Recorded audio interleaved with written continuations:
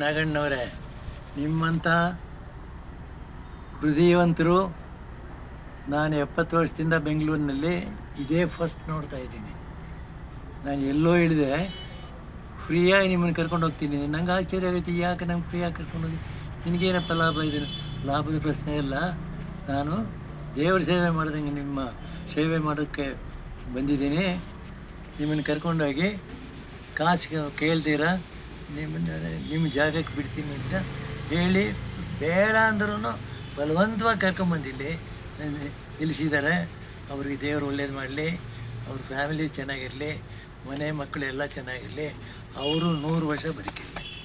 ಖಂಡಿತ ಸ್ವಾಮಿ, ಅದರಲ್ಲಿ ನಿಮಗೆ ಒಂದು ಅರ್ಧ ಇರಲಿ ಸ್ವಾಮಿ. ಇನ್ನೂ ನೀವು 80 ವರ್ಷಕ್ಕೆ ಇನ್ನೊಂದು 10 ವರ್ಷ ಜಯಿಸ್ತಿದ್ರೆ ನನಗೆ ಸಿಕ್ಕುವಂಥ ಸಂತೋಷನೇ ಬೇರೆ. 89. ಹೌದು ಸ್ವಾಮಿ. ನಮಸ್ಕಾರ ಸ್ವಾಮಿ, ನಮಸ್ಕಾರ. ನಿಮ್ಮ ಭೇಟಿ ಮಾಡೋದಕ್ಕೆ, ನಿಮ್ಮ ಜೊತೆಲಿ ಬಂದದಕ್ಕೆ ನಾವು ತುಂಬ ಸಂತೋಷ.